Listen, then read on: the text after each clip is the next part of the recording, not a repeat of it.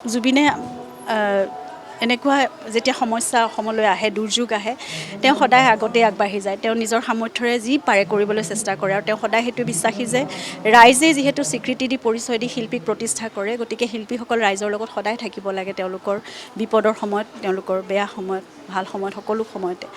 গতিকে তেওঁৰ আদৰ্শ যি দেখিছিলোঁ বা তেওঁ যেনেকৈ কাম কৰিছিলে দেখিছিলোঁ, তেওঁ ৰাস্তালৈ ওলাই আহে, বান সাহাৰ্য তেওঁ সংগ্ৰহ কৰে আৰু নিজেই সোমাই যায়গৈ তেনেকুৱা স্থানবোৰত আৰু তেওঁ যি পাৰে সহায়ৰ হাত বা এষাৰি মাত দিবলৈ তেওঁ চেষ্টা কৰে আৰু সেইখিনি আমিও চেষ্টা কৰিছোঁ। যোৱা 4 দিন ধৰি আমাৰ কলাগুৰু আৰ্টিষ্ট ফাউণ্ডেশ্যন, জুবিনৰ যিটো কলাগুৰু আৰ্টিষ্ট ফাউণ্ডেশ্যন তেওঁৱে প্ৰতিষ্ঠা কৰা Kalaguru artist foundation, Zubeen Garg fan club আৰু সদৌ অসম জুবিন গাৰ্গ ফেন ক্লাব আৰু যোৰহাট ফেন ক্লাবে মিলি এতিয়াও উজনিত যোৰহাট, নাজিৰা, শিৱসাগৰ ইত্যাদি ঠাইত তেওঁলোক একদম ভিতৰুৱা স্থানবোৰত এতিয়াও সোমাই আছেগৈ। আজি 4 দিন ধৰি তেওঁলোকে বান সাহাৰ্য দিবলৈ চেষ্টা কৰিছে, মানুহখিনিৰ কাষত থাকিবলৈ চেষ্টা কৰিছে আৰু এই প্ৰচেষ্টা অব্যাহত আছে।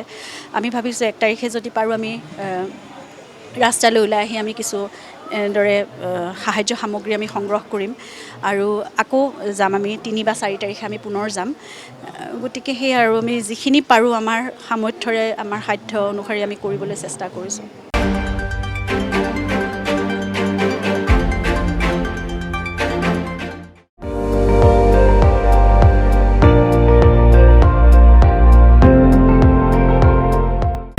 আপুনি চাই আছে ND24, সৰ্বশ্ৰেষ্ঠ নহয়, সৰ্বোত্তমৰ দৌৰ।